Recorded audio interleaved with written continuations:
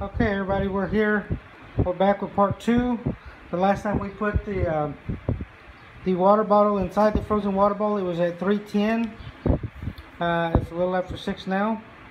And we'll see how it goes.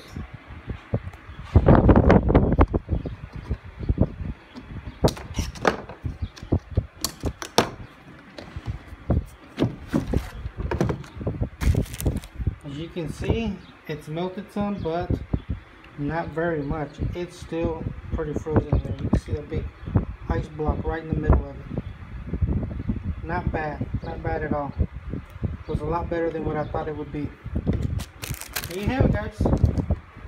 You can see I'm fixing to I'm going to silicone the back ends of these so that way everything stays nice and tight. So that way you can take it out and use it as a tray whenever you don't want to use it as a cooler. Alright guys, we'll talk to you next time.